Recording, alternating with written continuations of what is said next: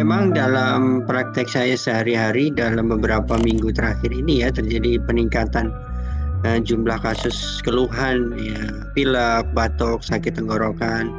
Beberapa pasien yang meningkat saya lihat sih sekitar 10-20% ya dari biasanya. Sebagian besar kan self-limiting disease ya, atau sembuh dengan sendiri 3-5 hari atau paling lama juga 7 hari ya. Tapi pada beberapa kondisi ini bisa menyebabkan terjadinya infeksi saluran pernapasan akut ISPA yang berujung pada bronkopneumonia atau pneumonia.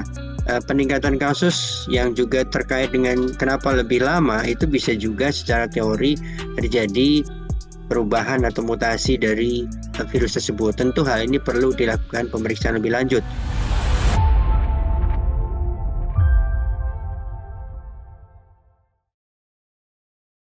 Halo Tribuners, berjumpa kembali bersama saya, Apvia Tiokonibili. Dan Tribuners, belakangan ini ramai keluhan warga yang mengalami sakit batuk pilek atau yang biasa kita singkat dengan bapil yang tidak kunjung sembuh.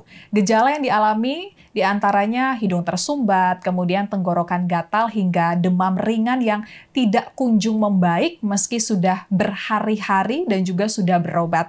Dari data Kementerian Kesehatan, kenaikan kasus influenza terjadi pada 4 minggu terakhir yang meningkat hingga 38% berdasarkan pola musiman influenza yang terjadi dalam beberapa tahun terakhir. Kenaikan kasus influenza ini biasanya terjadi mulai dari awal bulan September hingga Januari tahun depan. Dan terkait peningkatan kasus influenza ini kita akan membahasnya dengan Ketua Dokter Spesialis Paru, Dr. Agus Dwi Susanto, yang juga Dirut RSUP Persahabatan. Halo, selamat sore Dr. Agus. Ya, selamat sore. Terima kasih, Mbak Afia. Baik dok, kabar sehat ya dok ya? Apakah dokter flu juga dok, seperti yang banyak dikeluhkan masyarakat? Alhamdulillah sehat, alhamdulillah sehat. Oke, baik. Dok, ini keluhannya di media sosial banyak banget yang share kalau misalnya mereka lagi sakit bapil dan udah lama gitu durasinya, nggak sembuh-sembuh. Apakah terjadi peningkatan dok di tempat dokter praktek kalau misalnya emang banyak masyarakat yang datang dengan keluhan flu ini dok? Ya memang dalam praktek saya sehari-hari dalam beberapa minggu terakhir ini ya terjadi peningkatan jumlah kasus keluhan ya, pilek, batuk, sakit tenggorokan, juga pasien-pasien yang dengan keluhan batuk ya, demam itu juga yang dirawat juga cukup banyak terjadi peningkatan. Oke, dok, kalau misalnya penyakit flu dan batuk sampai dirawat itu seperti apa dok kondisinya? Apakah emang udah parah banget atau seperti apa? Supaya jadi wanti-wanti juga ya buat teman-teman Tribuners kalau misalnya flu ini bukan penyakit sepele gitu dok. Ya memang kalau secara umum sebagian besar kalau kita kena flu ya batuk, pilek, sakit tenggorokan sebagian besar kan disebabkan oleh virus ya. Virus apakah itu influenza, apakah itu rhinovirus atau respiratory syncytial virus. Sebagian besar kan self-limiting disease ya, atau sembuh dengan sendiri 3-5 hari atau paling lama juga 7 hari ya. Tapi pada beberapa kondisi ini bisa menyebabkan terjadinya infeksi saluran pernapasan akut ISPA yang berujung pada bronkopneumonia atau pneumonia. Nah, dalam kondisi seperti ini tentu pasien akhirnya harus dirawat inap karena akan disertai dengan keluhan yang lebih berat. Misalnya menjadi sesak napas, ya, terus batuk dahaknya cukup banyak, nyeri dada, demam tidak turun. Nah, ini memang harus dirawat inap yang ada pemeriksaan oleh dokter dan juga pemeriksaan penunjang seperti rongsen ditemukan pneumonia sehingga dirawat inap di rumah sakit. Nah, ini seperti itu, Mbak. Oke, baik dok. Kemudian ini yang datang ke dokter kebanyakan apakah anak-anak atau usia menengah atau lansia dok? Ya, karena saya praktek dokter dewasa, sebagian besar sih dewasa ya, tapi memang lebih di atas usia 50 tahun yang cukup banyak. Dan ini memang secara teori kan risiko tinggi itu juga terkait dengan usia ya. Usia di atas 50-60 tahun tentu lebih rentan terjadi infeksi di saluran nafas tersebut ya. Dan untuk kasus anak, karena saya dewasa, jarang sekali terima pasien anak ya. Oke, baik dok. Kemudian dok, terkait dengan flu ini Kementerian Kesehatan kan merilis bahwa angka kasus influenza meningkat dalam beberapa minggu terakhir. Ini penyebabnya karena peralihan ke musim hujan ya. Kemudian apakah ini kita perlu waspada soal peningkatan ini mengingat di negara lain ini seperti Jepang juga jadi highlight di Jepang kalau kasus flu juga meningkat dok. Ya, memang kan secara teori bahwa pada musim yang menuju musim dingin, kalau di tempat kita kan musim hujan ya, peralihan ini akan terjadi peningkatan kasus-kasus virus flu influenza ini dan juga virus flu yang lainnya. Dan ini sesuai dengan sifat virus tersebut pada kondisi dingin dia akan cenderung terjadi peningkatan jumlahnya sehingga banyak menginfeksi pada populasi. Nah, tentunya sekarang ini sudah mulai memasuki bulan musim hujan dan suasananya dingin, tentu virus-virus ini banyak ada di sekitar kita dan tentu berpotensi untuk menyebabkan terjadinya infeksi di saluran pernapasan. Oke, baik. Kemudian karena udah masuk musim penghujan juga, dan ini kayaknya udah mau masuk ke akhir tahun, ritme kerja udah makin, ini ya dok ya, makin dikejar karena mau liburan gitu dok. Nah ini mungkin ada wanti-wanti Ya, dok buat teman-teman supaya terus menjaga kesehatan di tengah mutasi virus gitu kita bilang yang lagi meningkat ya, saat ini dok. ya memang kan kita perlu pahami ada kenapa kondisi beberapa tadi yang diceritakan eh, kondisi flu-nya menjadi lebih lama dan juga banyak yang terkena. Selain musim memasuki dingin ini dengan peningkatan kasus influenza virus, juga faktor risiko lain juga bisa diperhatikan ya. Saya pada individu atau orang itu tentu akan ada kerentanan terhadap infeksi apabila terjadi penurunan daya tahan tubuh. Ya, daya tahan tubuh kita menurun, tentu resiko terjadinya infeksi lebih tinggi.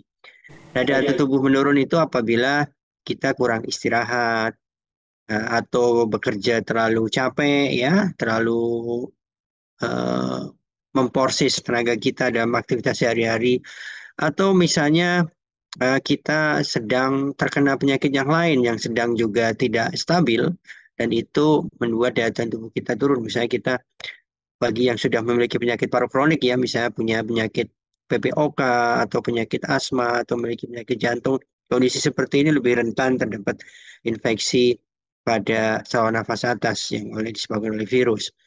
Nah, di sisi lain, peningkatan kasus yang juga terkait dengan kenapa lebih lama itu bisa juga secara teori terjadi perubahan atau mutasi dari virus tersebut. Tentu hal ini perlu dilakukan pemeriksaan lebih lanjut.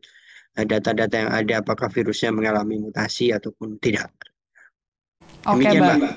Baik dok, nah kemudian secara spesifik lagi nih polusi udara, kepadatan penduduk, ini juga diduga menjadi salah satu penyebab kemunculan penyakit flu tak biasa ini dok. Menurut dokter, ini apa yang harus dilakukan oleh pemerintah dan juga masyarakat mungkin yang tinggalnya di Jakarta mungkin yang kita tahu udaranya tidak cukup baik gitu dok. Ya, eh, betul sekali ya. Faktor eksternal atau faktor lingkungan selain musim penghujan atau memasuki musim hujan ini juga didukung di kota-kota besar ini adalah terkait dengan kepadatan populasi ya. Karena dengan kepadatan populasi ini antar orang dengan orang akan saling berinteraksi dekat sehingga berpotensi menularkan antara virus satu dengan yang lain terhadap orang lain ya. Virus yang ada dari orang satu kepada orang lain. Kemudian juga polusi udara dengan kondisi kota Jakarta yang sering mengalami udara dengan kualitas tidak normal dan tidak sehat, tentu polusi udara ini berpotensi untuk menghantarkan virus-virus tersebut di udara sehingga mudah memindahkan virus tersebut dari satu orang ke orang yang lain. Itu adalah faktor lingkungan yang perlu diperhatikan. Oleh karena itu memang ada langkah-langkah yang harus dilakukan baik oleh individu maupun juga oleh pemerintah ya.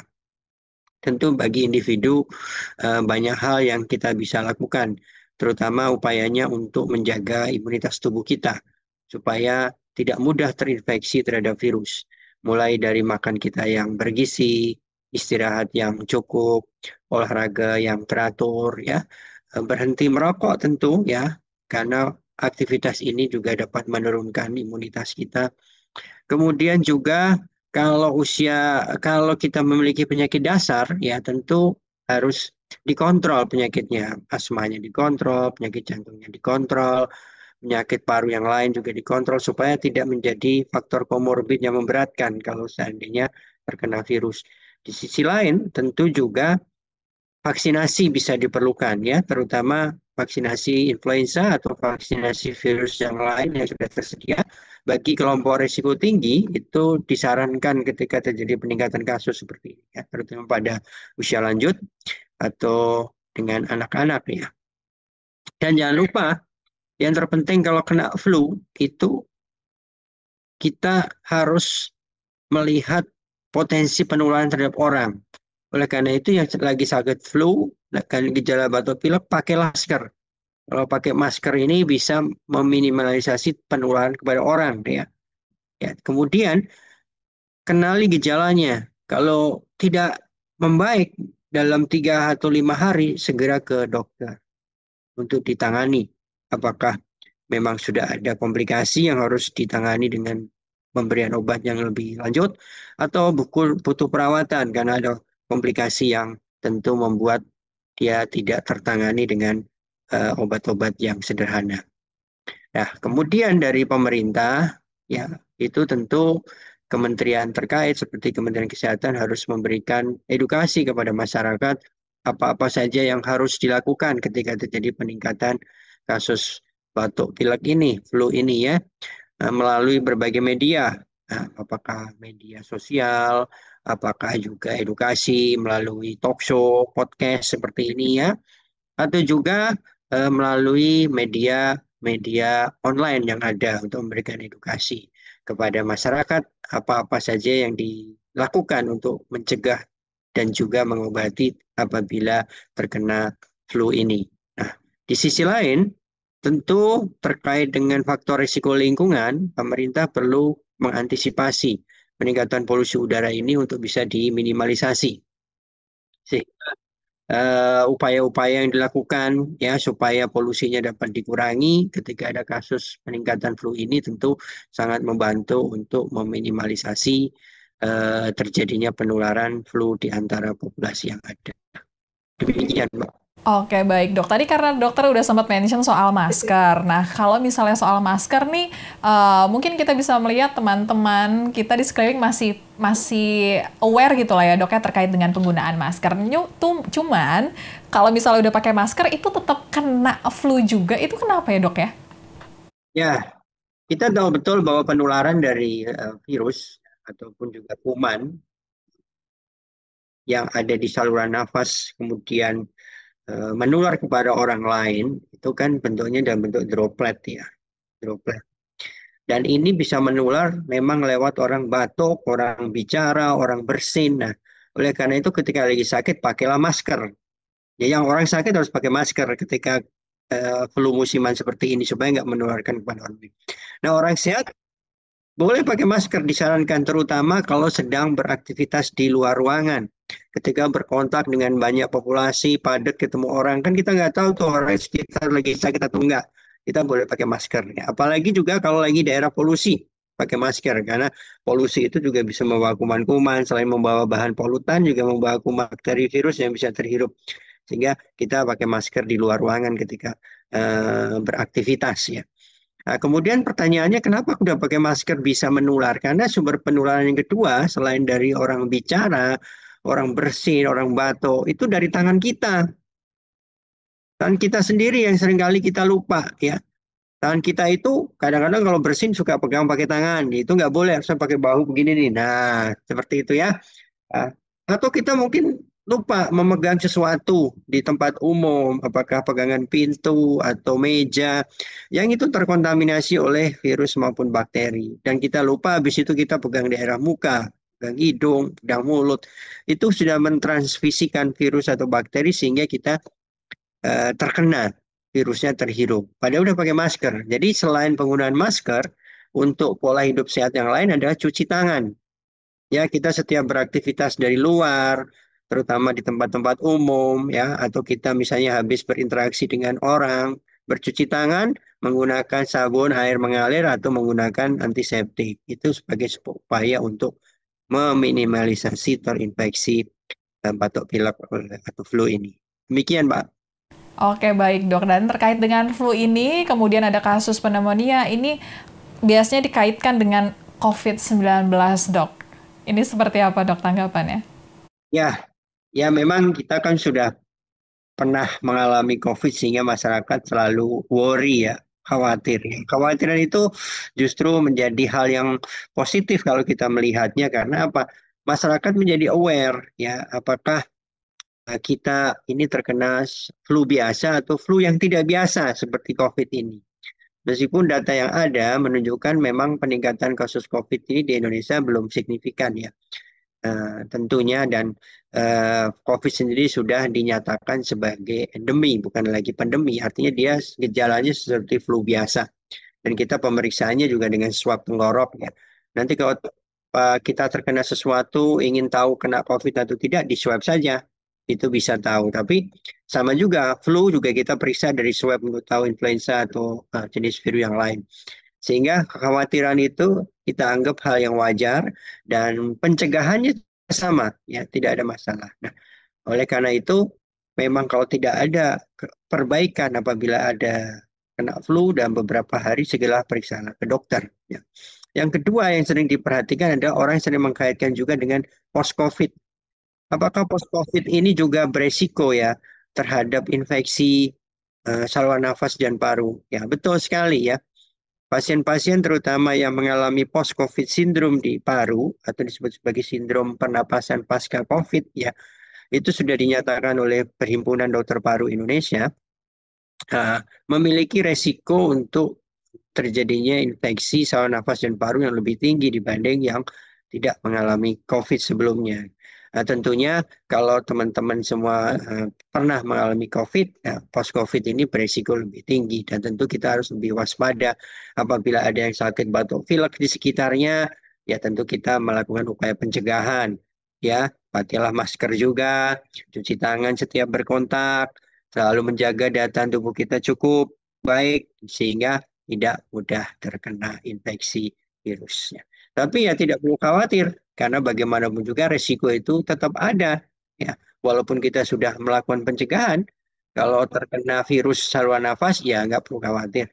Tadi kita tingkatkan daya tahan tubuh, insya Allah self-limiting disease sembuh sendiri. Tapi kalau tidak ada perubahan atau ada gejala yang memberat ketika terkena, segera ke dokter untuk ditangani. Jangan-jangan ada superinfeksi. Ya, karena seringkali superinfeksi bakteri selain virus itu terjadi pada kasus-kasus flu seperti ini yang itu yang membuat akhirnya dirawat inap. Terjadi pneumonia, ya terjadi bronko-pneumonia yang harus dirawat inap dan mendapatkan antibiotik. Demikian. Mungkin nggak sih dok kita kena flu itu terus kemudian ada pneumonia, kemudian menyebabkan kematian atau gimana dok? Ya, menurut data yang ada di berbagai literatur, virus di saluran nafas dalam bentuk flu batuk pilek ini itu juga bisa menyebabkan terjadinya pneumonia virus, ya, itu bisa terjadi. Dulu kalau COVID terjadi pneumonia COVID ya. Nah, pneumonia virus itu apakah mungkin? Mungkin ya terjadi meskipun kecil sekali resikonya dan data yang ada menunjukkan pneumonia virus bisa terjadi pada populasi dengan resiko tinggi ya, usia lanjut ya atau anak-anak balita di bawah 5 tahun atau yang telah memiliki penyakit imunitas rendah ya, misalnya pasien dengan gangguan autoimun atau pasien dengan HIV, yaitu bisa terjadi resiko infeksi virus flu itu terjadi pneumonia di paru karena virusnya. Tapi yang sering terjadi justru adalah flu itu superinfeksi dengan bakteri sehingga terjadi pneumonia bakterialis. Ya, bakterinya itulah yang masuk ke paru, terjadinya pneumonia di paru karena bakterinya. Virusnya sendiri tetap di saluran nafas atas, tetapi superinfeksi bakteri menyebabkan pneumonia di parunya. Jadi kondisinya seperti itu bisa terjadi yang ada di kasus-kasus selama ini. Demikian, Pak. Oke, baik dok. Nah, ini mungkin terkait dengan pencegahan dan pengobatannya ya dok ya. Kalau misalnya biasanya masyarakat tuh kalau lagi kena flu pengennya makan yang panas-panas, kemudian tambah pedes-pedes dan gurih-gurih gitu ya dok ya. Oh, baksonya itu ditambahin semua bumbu-bumbunya. Nah, itu gimana dok imbauannya kalau misalnya udah mulai Ya, kena batuk pilek nih karena apa yang harus dikonsumsi? yes, tadi saya sampaikan virus ini kan lebih suka dengan kondisi udara yang dingin, cold ya. Oleh karena memang ketika kena flu jangan minum yang dingin-dingin karena membuat lingkungan yang nyaman buat si virusnya. Oleh karena itu memang disarankan ketika lagi flu itu sebaiknya minumnya air yang biasa atau air hangat. Itu sangat membantu juga untuk saluran nafas menjadi lebih baik ya. Tentunya itu tidak masalah ya dengan seperti itu dan memang disarankan tidak mengkonsumsi yang dingin-dingin karena selain terkait dengan sifat virusnya juga ternyata dingin ini juga mempengaruhi pada saluran nafas menjadi terjadinya penyempitan ya. Beberapa populasi udara dingin ini akan menyebabkan terjadinya bronkokonstriksi atau penyempitan saluran nafas yang akan memperburuk gejalanya sehingga menjadi lebih sesak, lebih tidak nyaman napasnya karena terjadi penyempitan dari saluran nafas atas mulai dari hidung sampai tenggorokan sampai saluran nafas bawah. Jadi memang itu beberapa hal terkait dengan minuman yang memang harus dihindari untuk memperbaiki kondisi saluran nafas ketika kita sedang kena flu. Oke, baik dok. Peningkatannya seperti apa dok? Angkanya nih akhir-akhir ini dokter ngelayanin pasien, apakah full semua keluhannya flu atau ada keluhan-keluhan lain dok? Oh ya, beberapa pasien yang meningkat saya lihat sih sekitar 10-20% ya dari biasa yang saya kerjakan di klinik selama rawat jalan di beberapa rumah sakit saya praktek. Dan yang cukup mengagetkan itu juga yang sudah punya penyakit seperti asma dan PPOK itu juga datang. Serangannya jadi meningkat kambuh ya. Jadi dia sering tentang keluhannya batuk, pilek, flu, tapi ternyata juga disertai dengan sesak. Asmanya jadi kambuh ya. Padahal dia misalnya sudah 6 bulan, 1 tahun nggak pernah kambuh, jadi kambuh lagi. Jadi seperti saya sampaikan tadi, kelompok risiko tinggi yang sudah punya penyakit dasar seperti asma maupun PPOK harus lebih aware, sediakan obat-obat pengontrol yang ada. Tapi kalau jadi kena flu kemudian jadi kambuh harus ke dokter sejak awal, jangan menunggu diobati sendiri. Karena kalau sudah punya penyakit dasar ini, kambuhnya asma ini harus disertai dengan tambahan obat supaya bisa tidak memburuk asma serangannya sehingga tidak sampai dirawat. Saya rasa demikian. Jadi yang kasus-kasus saya temukan ya peningkatan selain batuk pilek ya serangan pasien asma PPOK yang disertai dengan batuk pilek. Oke, nah biasanya dok kalau lagi ada peningkatan penyakit kayak gini, masyarakat tuh jadi gila-gila vitamin gitu dok. Semua vitamin tuh dikonsumsi gitu dok supaya jadi apa biar barirnya makin kuat gitu dok. Ini gimana dok? Ya, itu tidak salah juga kan di dalam upaya pencegahan tadi salah satunya adalah meningkatkan daya tahan tubuh dengan makan bergizi, istirahat cukup ya, tidur teratur dan boleh saja wajar-wajar saja mengkonsumsi obat-obat vitamin untuk menambah imunitas kita ya. Berdasarkan riset memang beberapa pemberian suplemen ya apakah itu herbal ataupun vitamin itu dapat meningkatkan imunitas ya. Tetapi kan tidak 100% ya disupport tentu dengan pola hidup sehat yang lain harus saling mendukung ya. Harus bersamaan. Kalau kita mengkonsumsi vitamin tapi istirahatnya kurang itu juga tidak ideal. Tentu kita harus sama-sama bergizi, istirahat cukup, pakai vitamin, tidak merokok ya, tidak minum alkohol. Tentu itu membuat kita semakin kuat imunitasnya untuk mengatasi resiko terjadinya tertular dari infeksi virus flu ini. Oke, baik. Terima kasih Dokter Agus. Kita berharap ya semoga ini kasus flu-nya segera mereda. Jadi teman-teman Tribuners juga ini bisa beraktivitas seperti biasa. Semoga dokter juga nggak kewalahan ya dok ya Ya, menangani terima pasien-pasien kasih, flu ya. Mbak. Ya, yang penting masyarakat harus sadar flu ini bisa diatasi. Kalau tidak membaik dalam beberapa hari, segera periksa ke dokter untuk mengobati secara lebih intens sehingga tidak timbul komplikasi lebih lanjut. Oke, jangan takut-takut ke dokter ya dok ya. Imbauannya juga gitu ya dok ya. Ya, betul. Oke, terima kasih Dokter Agus waktunya sore ini. Nanti kita lanjut berbincang lagi ya dok ya. Dan Tribuners, itu dia Ya, perbincangan terima kita. kasih. Baik, Dok. Dan itu Tribuners, salah satu hal yang lagi jadi perhatian di masyarakat terkait dengan kasus influenza. Banyak masyarakat yang mengeluhkan kalau misalnya belum sembuh-sembuh juga nih di momen ini. Apalagi cuacanya saat ini siang bisa panas banget, kemudian sore ke malam hujan turun lebat. Jadi buat Tribuners tetap pastikan untuk terus menjaga kesehatan seperti tadi yang telah dijabarkan Dr. Agus ya. Untuk terus juga menjaga kebersihan, mungkin bisa mencegah dengan memakai masker, cuci tangannya juga jangan lupa. Semoga kita semuanya sehat selalu. Dan untuk menyaksikan berita-berita terupdate lainnya dapat Anda saksikan di kanal YouTube Tribun News. Saya Apvia Tiokonibili, pamit undur diri. Sampai jumpa. Download Tribun X sekarang. Menghadirkan lokal menjadi Indonesia.